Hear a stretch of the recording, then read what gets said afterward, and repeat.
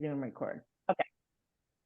Got it. So I'm just going to record this for when we send it out to people. And if you weren't here in the fall, I welcome you. Go ahead, Steph. Actually, I'm just all of a sudden stole the mic. So do you want to do a little? No, I mean, that's okay. Yeah. Like I said, we've been saying there's a lot of familiar faces who were part of the Menopause Moment focus group. And we thought this was a great way to continue that community and expand it a little bit more. Obviously, that will still be in play as we're all kind of talking about a relative same age range, but we did want to make sure, you know, this was a little bit more inclusive across our campus. People like myself, this is coming near to the future. You know, it doesn't feel like it's that far away. So it's helpful for me to have those pieces of information, but, you know, menopause aside, there's still a lot of important things that tie into and off of that with women's health. So we thought this was just a great way to continue this and see how far we can take it and hopefully just, you know, engage more with each other on campus while becoming a little bit more knowledgeable around our specific health. And Maureen's going to be our awesome resource for that. So, okay. Well, thank you for that.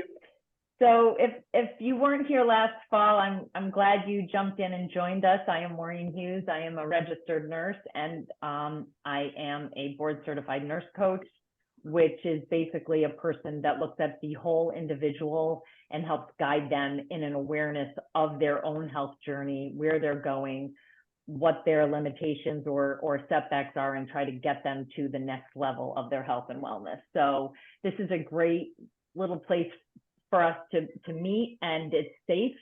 I record the first half of it, which is sort of the informational piece, and then the second half I turn the recordings off so that we can have open and honest discussions with each other, questions, answers, and input support. One of the most impressive things I think that came out of the fall was a sense of community, that people really liked the community that we were building and the support, because it's a whole lot easier to go through whatever we're going through, whatever health battles or struggles we're going through. It's a whole lot easier when we do it amongst people that are supporting us. And knowledge is power, which is what I always say, and shared knowledge and community is empowering. So without further ado, I am going to share my screen. And let's see if this opens up. Not quite the way I wanted, but here we go. Here we go. So welcome to Hamilton Women's Health Forum. So Steph came up with this name, and I absolutely love it because forum, as we know, is open discussion. And so I encourage all the questions, answers. I'm not sure why people came tonight, what their initiative, what their goal, what they needed or were looking for. I'm just thrilled that you're here. And hopefully, as we move forward tonight, we can gain some knowledge and then maybe think about some action steps or what we think we could do to improve. Before we get started, I like to do a little breath work. I like to make ourselves a little bit present. So lunch until if you could just sit with me for a minute, relax, get yourself somewhere comfortable, feel your seat beneath you, either close your eyes or cast them down, and slowly become aware of your breath. And let's breathe in and breathe out. And let's get ourselves in this present moment. I want to applaud you for showing up, for giving yourself this time of self-care. And we're going to put the craziness of our day off on a shelf for a minute and try to table all the things that come after this for this time so we can focus on ourselves. Breathe in and breathe out. Relax your face. Drop your shoulders. Feel that ground beneath your feet. And just relax and get centered and focused. And let's take one last deep cleansing breath together. Inhale. Hold it. And exhale. And when you're ready, let's get started. I'm going to interject just 1 second. Yes. If anybody's not muted, just go ahead and make sure you're muted, and we'll have plenty of time to take mutes off after Maureen's done, and we'll answer all sorts of questions. Yeah. And also, as some of you know, I am, sometimes I'm technically challenged. So if you have a question or a comment, take a little note and hold it till the end, because I am not good at presenting and watching the chat or comments. So we will open this for discussion at the end, and I am eager to hear your thoughts and your input on what I'm presenting tonight, but I'm not going to be able to do it in real time. So that's my little disclosure. So our first focus today, this month, will be on nutrition. A lot of times we start the new year with a renewed vigor around what we can do to improve our own health and our wellness, and usually some part of a nutrition journey is at stake. So that's why we kind of came up with nutrition, and we're going to focus it around females, the female body. And just for our purposes, female is defined as assigned female at birth. So we're going to talk about RDA, recommended daily allowances. We're going to talk about calories. We're going to talk about protein and fiber, one of my personal favorites. We're going to talk about vitamins and minerals, and then lastly, supplements. So let's get into it. And you know what, as I said in the beginning, whatever brought you here tonight, be open to whatever you can gain. And I want you to be thinking about how you can improve or what your takeaways are. So RDA, the recommended daily allowance. So this is a government issued kind of guideline, and it's the average daily level of intake sufficient to meet nutritional requirements of nearly all healthy individuals. It is not always 100% accurate. I'm just going to say that there's a lot of data. There's a lot that hasn't been updated.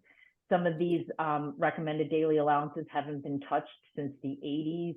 We have gained a whole lot of knowledge with data-backed science to correct some of these levels, but it's also important to know that most of these recommendations, these recommended daily allowances, are for inactive adults, and they are the minimum requirements to avoid deficiency, which is important to know. They may not be the optimal level, but it's the minimal daily allowance to avoid a deficiency in that area.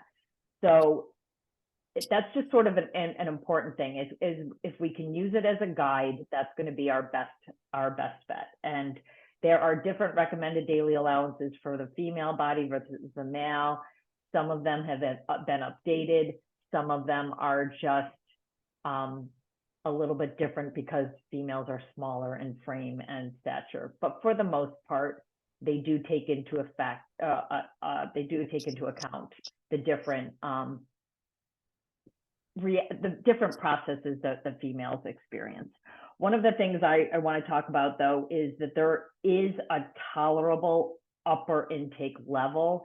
It's called the UI. So if you're looking into your different vitamins and minerals that you're taking, make sure you understand what that upper tolerance level is, because you can get too much. Like a lot, it's not always more is better. And so you have to make sure that you're not taking too much of whatever supplement or dietary avenue you're taking. So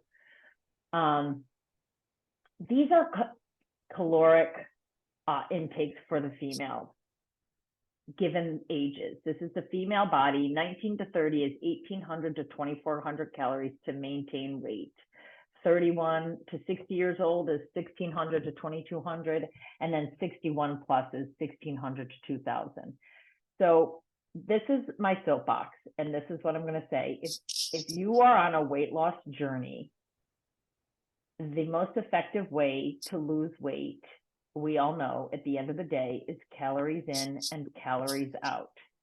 Having said that, if you are going much below 1,500 calories a day, you are most likely not getting a lot of the nutrients you need, and it's not a sustainable calorie intake. And what I would recommend and highly encourage is if you are on a weight loss journey, that your deficit in calories is not from consumption, but from movement. With exercise, bringing that total calorie count per day down by adding movement and burning the calories. That's the more effective, sustained weight loss plan. I'm not a fan of anything less than 1,200 calories. I am not a fan of any of these fat or processed diets. We need to make behavioral changes, and we need to be eating and giving our bodies all the nutrients they need to maintain good and even metabolism. So there's my soapbox on calories. We're going to start off hard with protein and fiber. Protein is all over the place as far as requirements. RDA says 46 grams per day for about 150-pound female, or 0.8 grams per kilogram.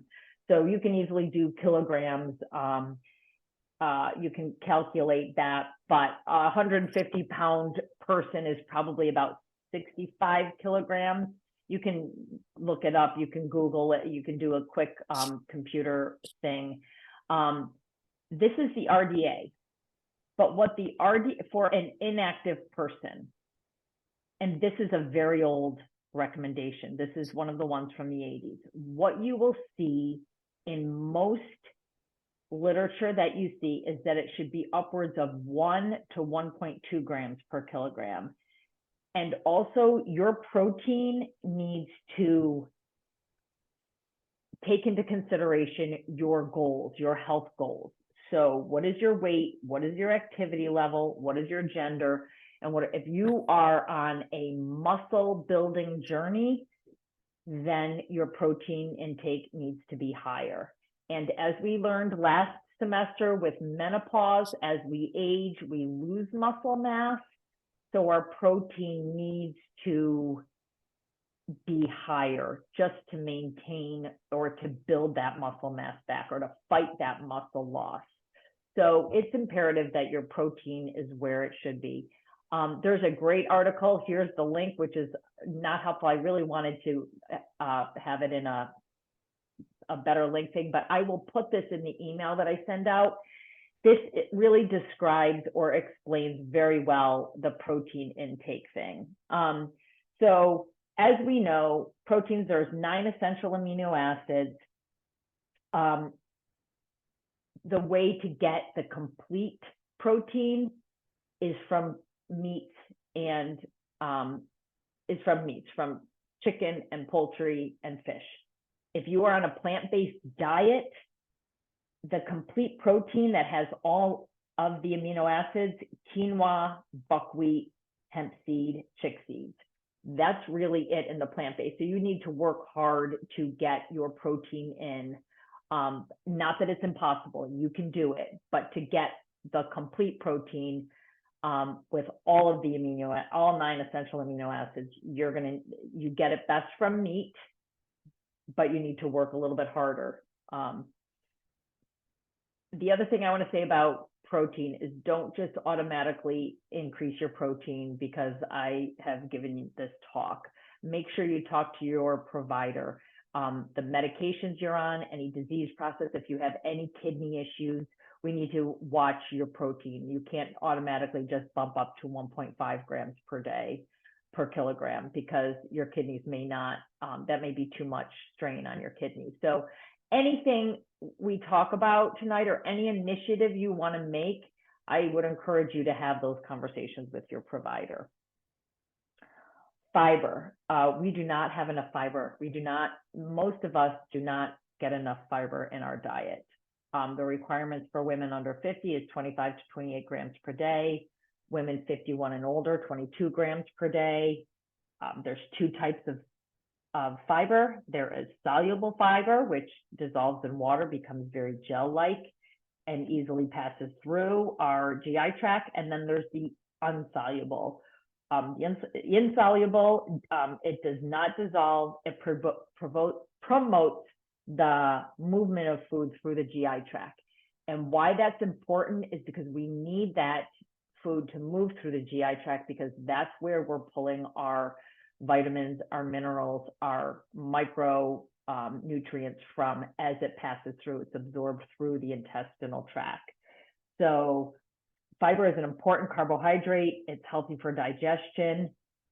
This is another one we don't want to just automatically bump up. You decide tomorrow, holy cow, I'm not eating enough fiber, and you load in the fiber. Your system will not do well with that. You could become very constipated. I know that's counterintuitive if you're thinking, oh, you know, all this bulk is good for me. But if your intestinal system's not ready for it or used to it, you can become very bloated and gassy. In addition, water intake is imperative. How much water? Some people say twice your body weight in ounces. So if you weigh 150 pounds, you should drink 300 ounces. I say leave the math out of it. If your urine is pale yellow, then you are drinking enough water. It's as easy as that. And it should be a sustained intake throughout the day, not I'm going to gulp down 3 glasses at 8 a.m. and then not touch the water till 6 p.m. It should be throughout the day. I try to drink a glass of water before a meal and a glass of water after a meal. And it's important, especially if you're working at your fiber intake, that you also are adding the water, because that helps with the movement through the GI tract. Okay, so these are the specific vitamins that we're going to talk about today, and the nutrients that we really need to make sure we have as women. Vitamin D, magnesium, calcium, the B complex, and iron, in no certain order, quite honestly. I'm not sure why they led with vitamin D as number 1, but we're going to start with what I see as one of the most important, and that's calcium. So calcium, as we know, is used to build and maintain strong bones. Your heart muscle and your heart, which is a muscle, the rest of your muscles, nerves, all need calcium to function properly. These are our RDAs for age female under 50, 100 milligrams, females over 50, 1200 milligrams.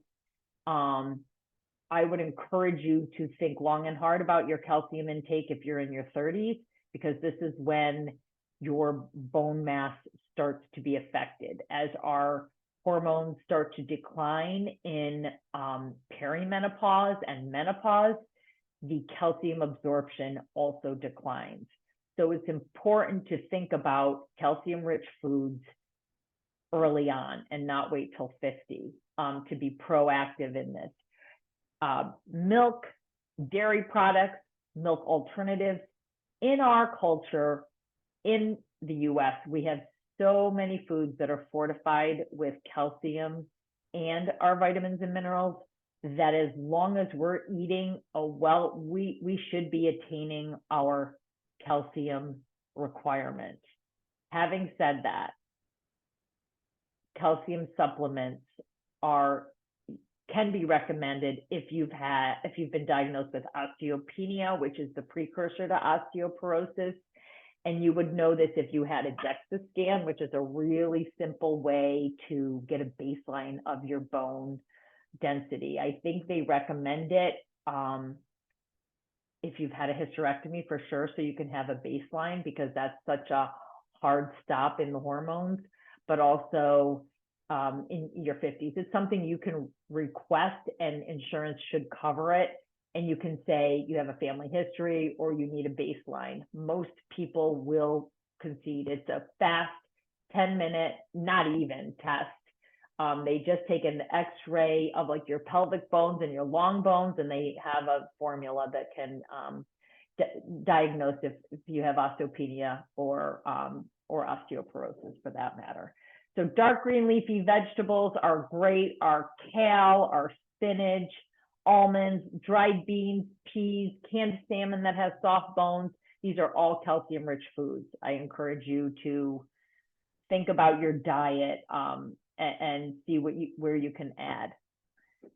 Calcium is only as good as it can be if its vitamin D best friend comes with it. So vitamin D, as we know, we get from the sun. That's that beautiful sunny thing that we don't see a whole lot of in the upstate New York or the Northeast. And so vitamin D deficiency is real because it's the best way to get vitamin D is from the sun. In addition to that, we don't want to be out in the sun because we're worried about skin cancer and sun exposure. So there are some really good supplements in vitamin D and vitamin 3. These are ones that will assist that calcium to go where it needs to go, to be absorbed and to be brought into the bones and absorbed by the bones. So it's primarily found in fortified milk and cereal, trout, salmon, and tuna. But you can take a supplement of vitamin D2 to promote that calcium absorption.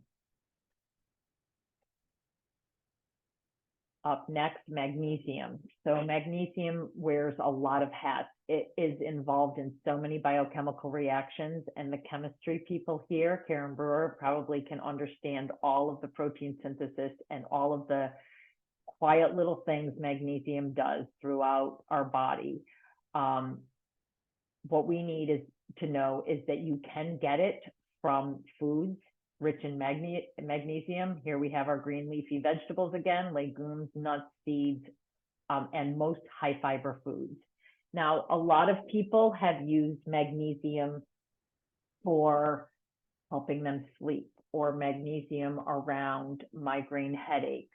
And so those supplements are helpful for some people. And all I'm going to say about that is some people don't tolerate magnesium, their GI, it makes them very crampy or gives them diarrhea. If you are looking into trying magnesium for restless leg or for migraines or for a decreased anxiety, magnesium has, some people have great results.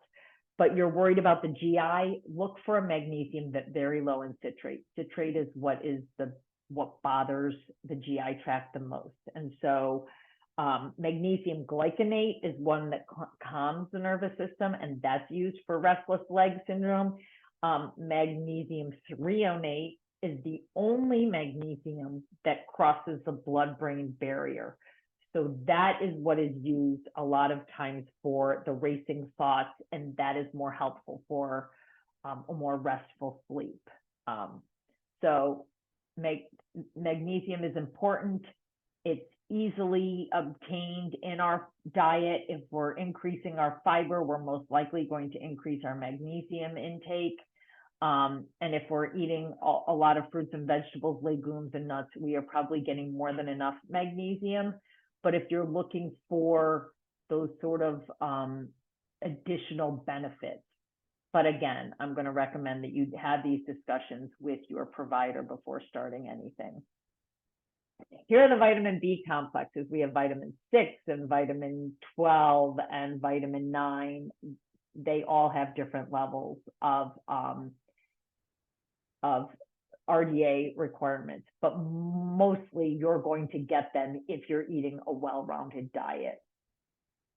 If you have a vitamin B12 deficiency, pernicious anemia, and you need a B12 supplement, sometimes you get that via injection, sometimes you can get it orally, but most of us can meet our vitamin B requirements by eating the foods, dairy foods, eggs, chicken or red meat. If you are plant-based, beets, dark green leafies, avocados, potatoes, shellfish. You may be seeing a trend here on the foods that we really should be concentrating on. And those are the foods that are the really dark green, rich, beautifully colored foods. That's what I always say. If your plate looks really pretty and very colorful, you're probably getting everything you need. Iron. So iron deficiency or anemia is really can be very prevalent, especially if you are on a plant-based diet and if you are a person that struggles with really heavy menstrual periods, or if you're in perimenopause and all of a sudden your cycle has just gone crazy and you have long 14 days of bleeding. Iron is easily measured, the biomarker. You can easily do blood work for iron deficiency. That's a simple and pretty cost-effective blood work to have done.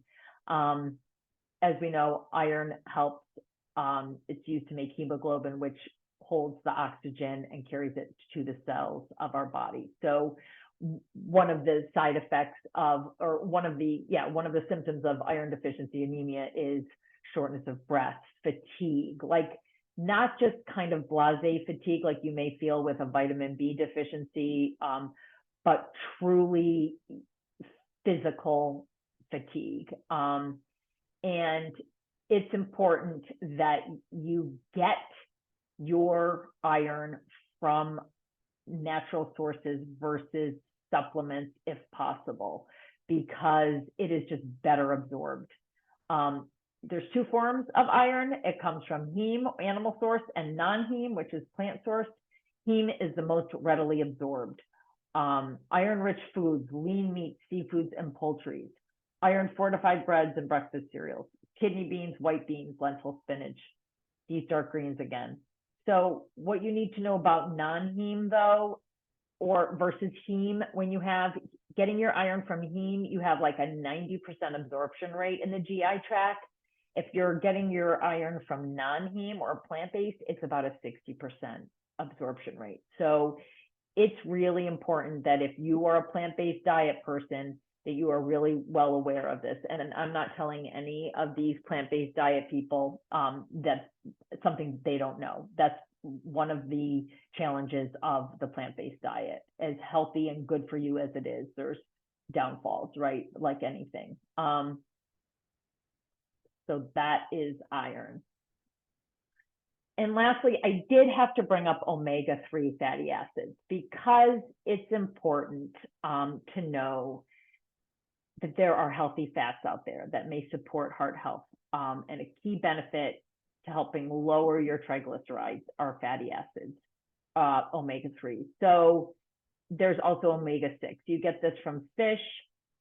Specific type of omega-3s include DHA and EPA, which are only found in seafood. So if you are a vegan and you are not getting that omega-3, you can take fish oil supplements, but you need to make sure you take it with flaxseed or chia seed for the absorption, because it won't convert to that DHA and EPA. And you know what? The research is kind of very mixed on omega-3.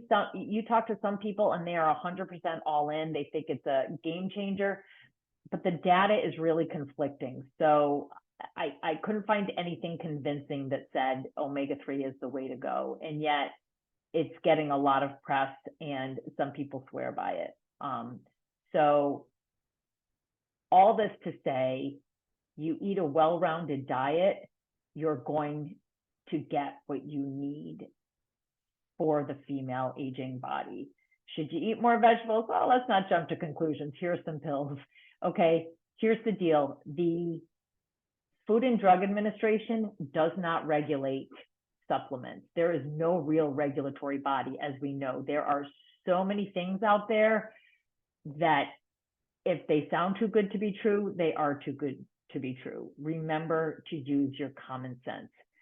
The USP, which is the United States Pharmacopoeia, is sort of the gold standard. If there's that seal of approval, all it says is that what's on the label in the bottle is actually in the bottle, and that there's no harmful contaminants in those pills, that they will break down and dissolve within a specific amount of time, and that they were made in a hygienically safe place.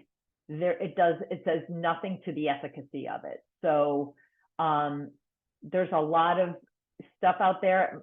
My husband was on a dark hole pass on Sunday that I just looked at him and said, really? You think this pill for $65 is going to make everything go away? It's like, and then we just started laughing. And you can, if you watch these infomercials long enough, they're all saying the same thing. So I would just really caution you and encourage you to get your nutrients from dietary. It's the safest and best way.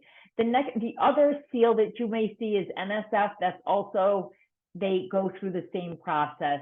A lot of these drug companies, a lot of these over-the-counter nutrients don't go through these processes because they cost money and they don't want to do that. And they're all about getting their product out and marketing it. And they're all about the infomercial. So just be careful of what you're taking and that it's from a safe place. Here are my resources. I loved this one here, NIH, these fact sheets, super easy to read. Sometimes the articles on NIH are really sciencey and research. So if you're a scientist, they're great, but this fact sheet goes through all your RDAs and as well as the upper limit intake that you shouldn't exceed. So now here's my challenge to you all. Knowing is not enough, we must apply. Willing is not enough, we must do. So I am going to stop my share screen and stop the recording.